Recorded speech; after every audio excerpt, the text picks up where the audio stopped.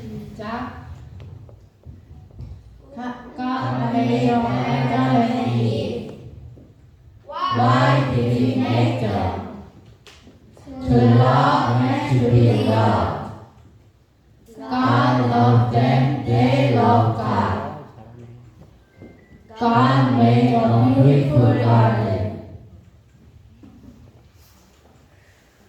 There was a special tree in the garden.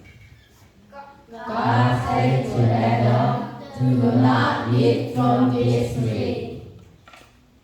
One day a snake lied to Eve. If you eat from it, you will be like God. It sounded good. She took some and ate it. She gave some to Adam, and he ate it too. Then their eyes were opened.